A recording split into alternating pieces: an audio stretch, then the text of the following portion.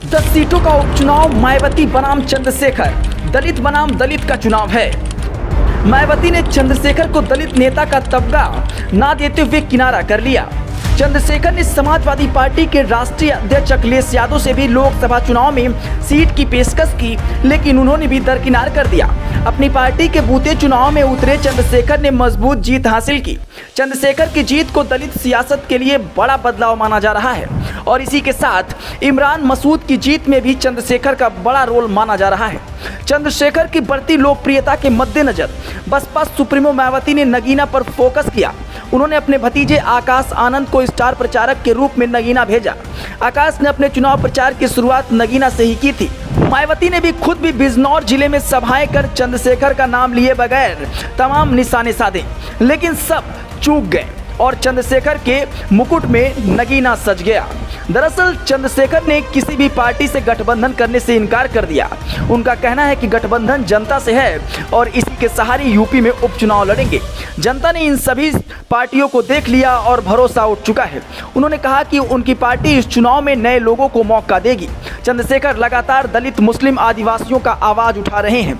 Nagina Lok Sabha seat से चुनाव जीतने के फौरन बाद ही चंद्रशेखर आजाद ने यूपी की 10 विधानसभा सीटों पर होने वाले चुनाव में उतरने की घोषणा कर दी।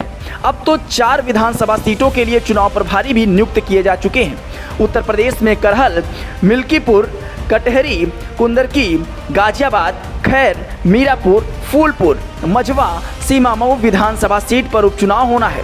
इनमें से 4 सीटें खैर जो अलीगढ़ में है, मीरापुर मुजफ्फरनगर में है, कुंदरकी मुरादाबाद और गाजियाबाद सदर गाजियाबाद पर आजाद समाज पार्टी के चुनाव प्रभारियों की नियुक्ति हो गई है। खास बात यह है कि चंद्रशेखर आजाद ने अपने प्रतिद्वंदी बीएसपी नेता मायावती की ही तरह उपचुनाव में भी किसी राजनीतिक दल के साथ गठबंधन नहीं करने का फैसला लिया है। अव्वल तो दोनों दलों की तैयारी सभी सीटों पर कड़े मुकाबले की होगी, लेकिन मिल्कीपुर जैसे सीट भी हैं जहां दिलचस्प लड़ाई देखने को मिल सकती है। लोकसभा चुनाव से पहले मिल्कीपुर की पहचान इतनी ही थी कि वहां के विधायक यूपी विधानसभा में अखिलेश यादव की बगल में बैठते थे। अब वही अवधेश प्रसाद सांसद बन जाने के बाद लोकसभा में भी अखिलेश यादव और राहुल गांधी के बीच में बैठने लगे हैं। जाहिर है कि मायावती की भी कोशिश होगी कि मिल्कीपुर सीट समाजवादी पार्टी से छीन लेने की, और चंद्रशेखर आजाद भी ऐसी ही रणनीति पर काम कर रहे होंगे कि कैसे अखिलेश यादव के पाले से मिल्कीपुर को झटक लिया जाए। ऐसे ही मुकाबले उन सीटों पर भी देखने को मिल सकते हैं जहां मुस्लिम आबादी का दबदबा है, लेकिन मायावती बीएसपी के चुनाव प्रदर्शन के बाद पहले ही ऐसा कह चुकी हैं कि आगे से मुस्लिम उम्मीदवार को टिकट देने के बारे में नए सिरे से विचार किया जाएगा। लेकिन चंद्रशेखर आजाद बहुजन के बराबर ही मुस्लिमों के लिए भी आवाज उठा रहे हैं। जिस तेजी से चंद्रशेखर आजाद का यूपी में राजनीतिक उभार हुआ है, करीब करीब उसी स्पीड से मायावती का वोट बैंक भी उनसे दूर छिटकता जा रहा है। ताज़ा उदाहरण तो नगीना लोकसभा सीट ही है। आजाद समाज पार्टी के उम्मीदवार के रूप में चंद्रशेखर आजाद को नगीना में जहां 51.19% वोट मिले, जबकि बीएसपी के सुरेंद्र पाल के खाते में महज 1.33% ही वोट पड़े।